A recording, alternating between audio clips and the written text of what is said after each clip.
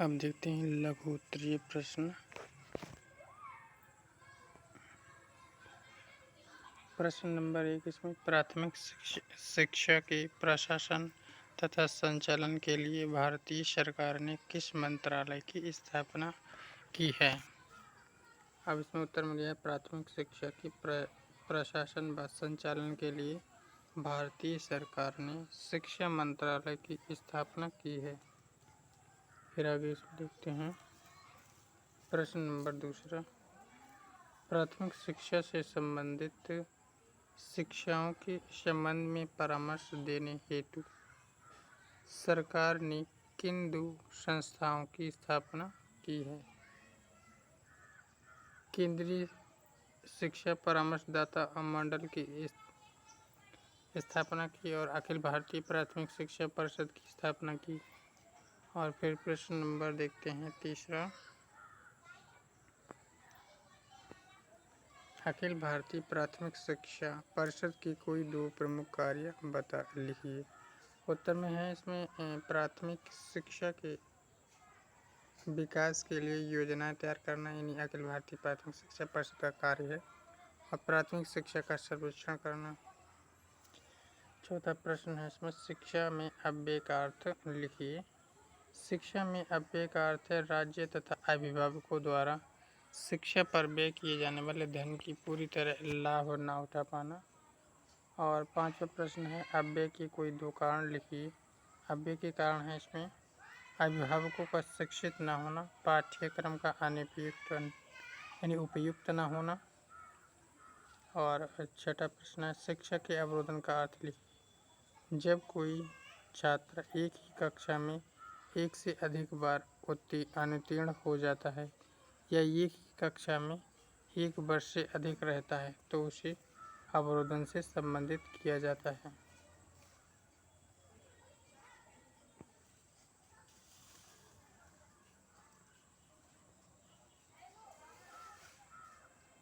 शिक्षा में अवरोधन के कोई 2 मुख्य कारण लिखिए। उत्तर में दिया है शिक्षा से यानी शिक्षा में अवरोधन के 2 मुख्य कारण हैं कम आयु में बालकों को पढ़ाना, पाठ्यक्रम का कठिन होना। और 8वां प्रश्न है अव्यय तथा अवरोधन की समस्या को दूर करने के 2 उपाय लिखिए। प्राथमिक स्तर पर बालकों को उनकी आयु के आधार पर प्रवेश दिया जाए, प्राथमिक शिक्षा को अनिवार्य व निःशुल्क बनाया जाए। फिर आगे इसमें दिया है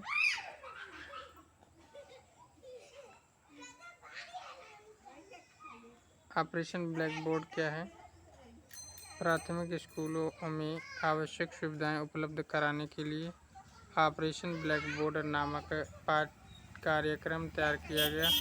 इसका लक्ष्य प्राथमिक विद्यालयों में न्यूनतम आवश्यक सुविधाओं की व्यवस्था को सुनिश्चित करना है। वर्ष 1986 की राष्ट्रीय शिक्षा नीति के अंतर्गत यही अपेक्षा की जाती है कि प्राथमिक स्कूलों में अग्रलिखित सुविधाएं उपलब्ध कराई जाएंगी।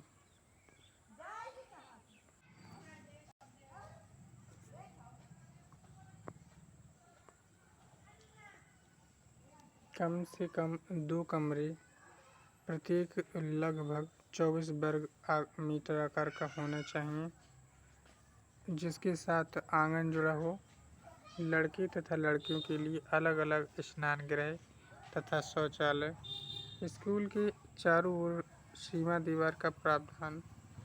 अनौपचारिक शैक्षिक केंद्रों के लिए प्रकाश का प्रबंध और बच्चों के बैठने के लिए उचित प्रबंध हो। इसके लिए प्रत्येक कक्षा के लिए 10 दरियों का प्रबंध करना चाहिए। मध्याह्न भोजन कार्यक्रम क्या है। मध्याह्न भोजन कार्यक्रम योजना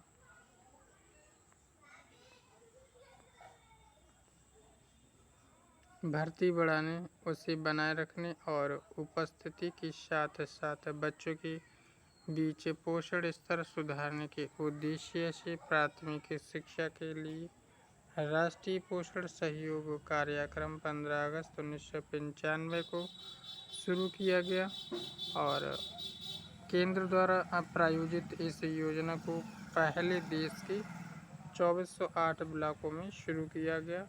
वर्ष 1997-98 के अंत तक NSPE को देश के सभी ब्लॉकों में लागू कर दिया गया। वर्ष 2000 में इसे बढ़ाकर न केवल सरकारी सहायता प्राप्त और स्थानीय निकायों के स्कूलों के कक्षा 1 से 5 तक के बच्चों के लिए किया गया, बल्कि EGS और AI केंद्रों में पढ़ रहे बच्चों को भी इसके अंतर्गत शामिल कर लिया गया। वर्तमान में इसके अंतर्गत सरकारी सहायता प्राप्त स्थानीय निकाय NCLP, AIE मदरसों और मकतबों आदि में पहले से 8वीं तक पढ़ाई कर रहे बच्चों को शामिल किया गया है।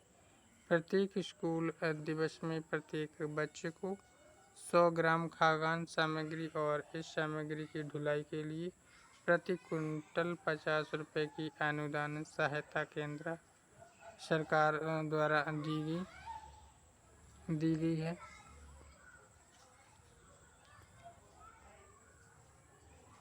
शिक्षा के क्षेत्र में अव्यय की समस्या के मुख्य कारण क्या हैं? शिक्षा के क्षेत्र में अव्यय की समस्या के मुख्य कारण हैं। प्राथमिक शिक्षा का पाठ्यक्रम एक मार्गीय एवं कठोर है। उसमें विषयों का आधिक्य होना, बस्ते का बोझ तथा अभिभावकों को निर्धन एवं अशिक्षित होना प्रमुख कारण है। सबके लिए शिक्षा विषय पर सम्मेलन कहाँ हुआ है? थाईलैंड में सन 1990 में। सर्व शिक्षा अभियान से क्या अभिप्राय है? सर्व शिक्षा अभियान से अभिप्राय 6 से 14 आयु वर्ग के सभी बालकों को प्राथमिक शिक्षा उपलब्ध कराना। और 14वां प्रश्न है, सर्व शिक्षा अभियान की 2 विशेषताएं लिखिए।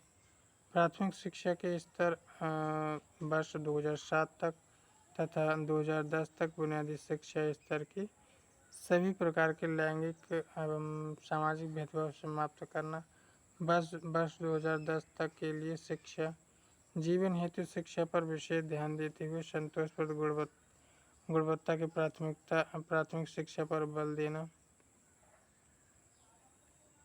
ब्लैक बोर्ड योजना कब शुरू की गई थी? शैक्षिक सत्र 1987-88 में।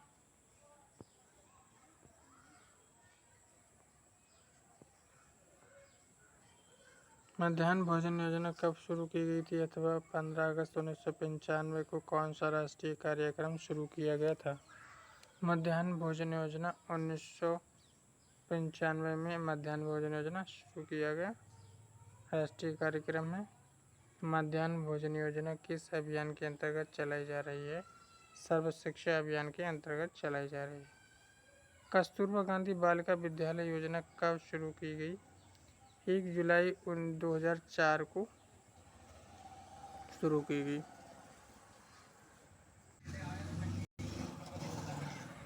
इस योजना को सर्व शिक्षा अभियान के साथ कब जोड़ा गया? उत्तर में है 1 अप्रैल 2007 को जोड़ा गया। कस्तूरबा गांधी बालिका विद्यालय योजना हेतु वित्त व्यवस्था कौन करता है? केंद्र तथा राज्य सरकारें 50:50 के अनुपात में। केंद्रीय स्तर की 2 शिक्षा परिषदों के नाम लिखिए। केंद्रीय स्तर की 2 शिक्षा परिषदें हैं, राष्ट्रीय शैक्षिक अनुसंधान एवं प्रशिक्षण परिषद तथा राष्ट्रीय शिक्षक शिक्षा परिषद। प्रश्न नंबर 22, शिक्षा का मूल अधिकार अधिनियम किस वर्ष वापस किया गया? सन 2009 में। शिक्षा का मूल अधिकार अधिनियम किस वर्ष लागू किया गया? 1 अप्रैल 2010 में लागू किया गया। ऐसे 2 डीम्ड विश्वविद्यालयों के नाम है मणिपाल विश्वविद्यालय, मणिपाल यानी कर्नाटक में है, और शोभित विश्वविद्यालय मेरठ में। आज के लिए इतना ही। यदि आप हमारे चैनल पर नए हो तो लाइक, शेयर एंड सब्सक्राइब करना ना भूलना। Thank you everyone.